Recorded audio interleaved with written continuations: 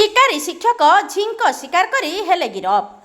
शिमिलीपाल सुरक्षा जीवजंतु जीवन रक्षा पाई सरकार प्रणीत आईन किंबा सचेतनतार सते जेमिति शिकारी मानक उपरे कौनसी प्रभाव पड़ुना। आज शिमिलीपाल साउथ डिविजन कर्मचारी सफलता जिले में चर्चार कारण पलटि।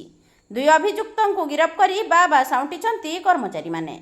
शिमिलीपाल अभयारण्य शिकार करी जड़े प्रधान शिक्षक होइछंती गिरफ। मयूरभंज शिमिलीपाल दक्षिण डिविजन वन कर्मचारी माने आज जंगल में पेट्रोलिंग करुवा बेले दुई जण शिकारी को गिरफ करिसेंती। चामटू हेम्ब्रम एवं आउ जणे बाईधर सोरेन। ए दुई जण को कोलियणा थाना अंचल घर एवं आलुबणी गाँवर बासिंदा अटंती बोली जଣାपड़ी। सेमानंकठारु 1.5 केजी झिंक मांस 88टी झिंक काठी एवं किछि धनु तीर मध्य जबत करिछि शिमिलीपाल दक्षिण डिविजन कर्मचारी।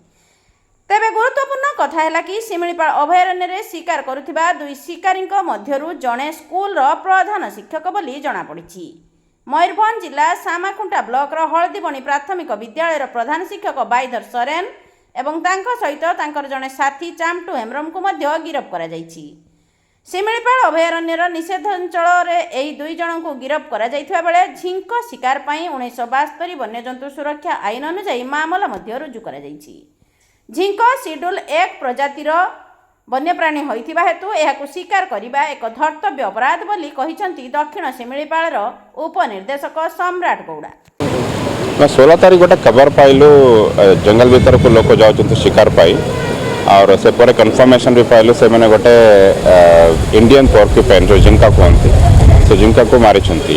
इमीडिएटली गोटे रैपिड एक्शन फोर्स में पठाइलु सेठी हमारे रेंज ऑफिसर लीडरशिप से जाके दी जन को अरेस्ट कराइला।